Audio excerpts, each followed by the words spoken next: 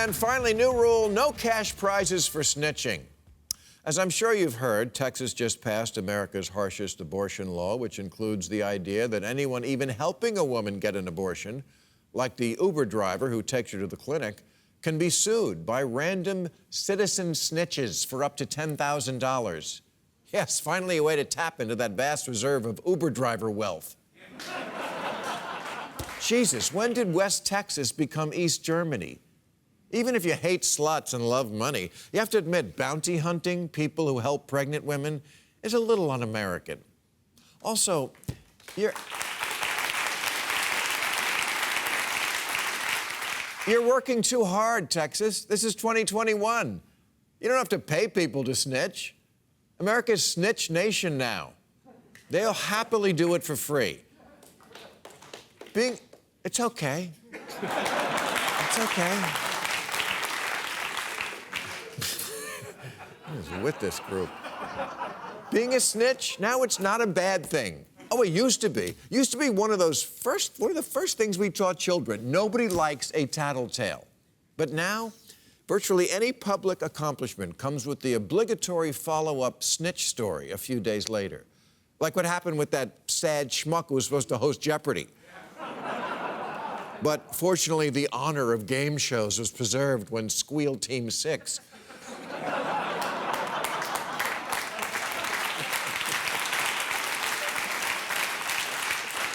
went through his old podcast and found out he once used the term booth slut.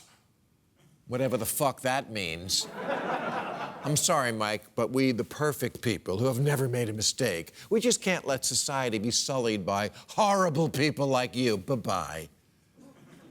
Fans of cable news will recognize the rising journalist Alexi McCammond, who was appointed editor of Teen Vogue, but then had to resign before her first day when some of her high school tweets suddenly became too much to bear.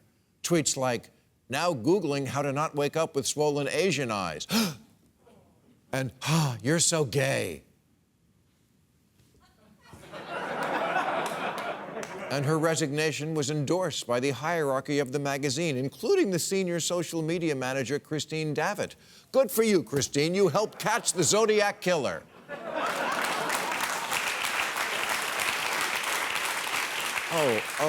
Oh no, you just ruined someone's career for no reason. Same diff. Funny end to the story, after Alexi McCammond resigned for her innocuous tweets, someone went through Christine Davitt's old high school tweets and, oops.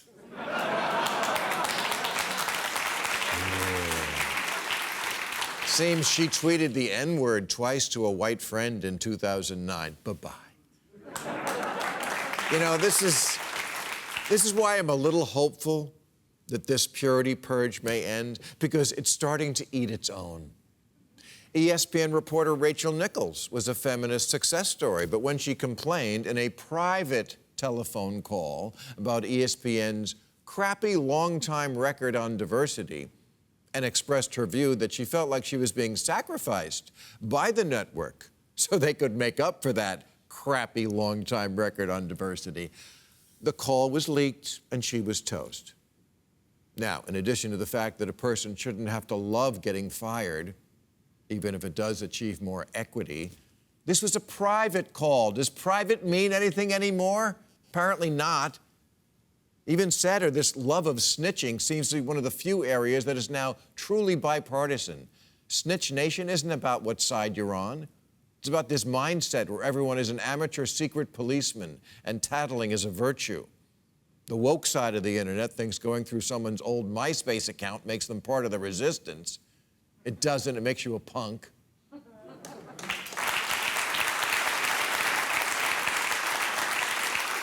And Republicans lately, besides sponsoring that new reality show, Texas Zygote Hunters,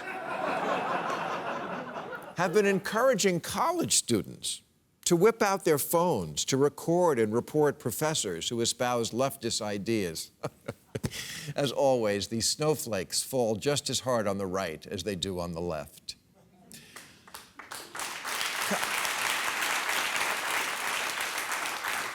Colleges pride themselves on being safe spaces, not for professors. At least not any who might want to stretch young minds to think differently and try on new ideas. Yeah, try that at your peril. Same with comedy clubs, where ever since the iPhone, comics have been complaining about snitches in the audience who'll rat them out for crossing the line, which is practically the job description of a comedian.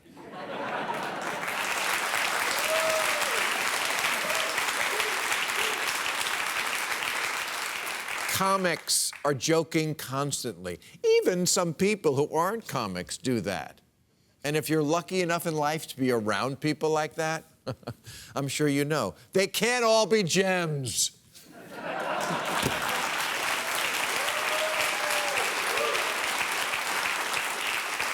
Sometimes you get the twisties, and the joke doesn't land just right. Exposing that doesn't make you noble. You're not David Kaczynski, the brother of the Unabomber who turned in his own brother lest any more mail bombs go off. That was noble. You know, because it was about bombs and not bombing.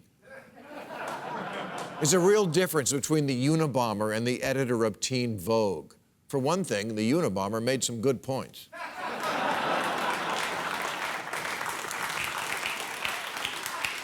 Or think of Edward Snowden enduring exile in Russia so he could expose unlawful government snooping. Noble. Colonel Alexander Vindman exposing the Ukraine fiasco. Noble. That's not you taking down the host of the Ice Capades.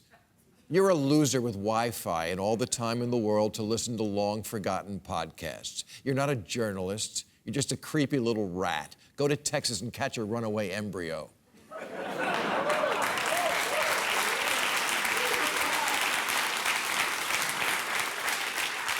Oh, what? You dug up a letter where JFK said Indian giver? Great, now we can tear down the Kennedy Center.